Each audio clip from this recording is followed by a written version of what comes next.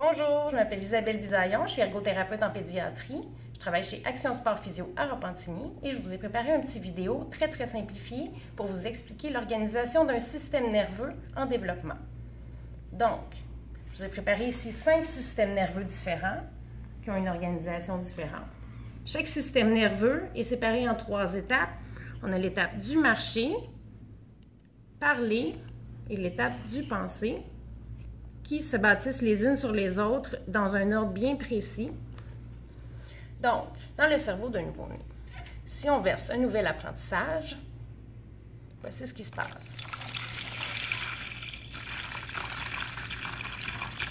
Alors, on voit que le cerveau ne peut pas retenir cet apprentissage parce qu'il ne possède pas les bases nécessaires pour le retenir. Si on passe ici au prochain, on a le cerveau d'un enfant d'environ 1 an qui s'est développé normalement au niveau moteur, dans toutes les bonnes étapes, avec la bonne séquence.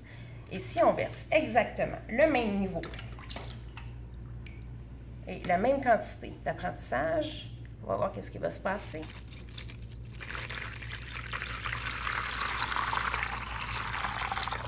Donc, on voit que l'enfant retient beaucoup plus de quantité d'apprentissage que le nouveau-né, puisqu'il a consolider la base de son système nerveux avec les étapes du développement moteur.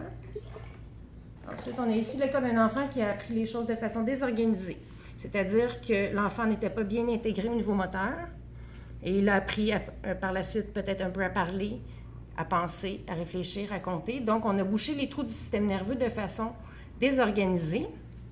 Et voici qu'est-ce qui se passe lorsqu'on met une connaissance dans un cerveau comme ça.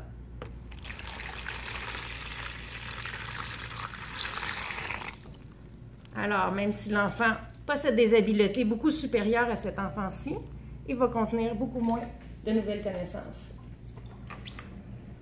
On a ici le cas d'un enfant qui a un bon développement moteur et qui a bien développé son langage.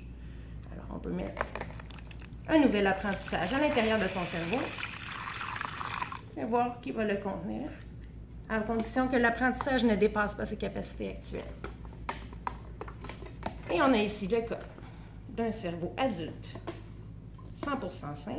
Là, on peut voir que c'est un cerveau qui contient une quantité beaucoup plus grande d'informations et de nouveaux apprentissages. Alors, c'était la version simple de l'organisation du système nerveux. Merci.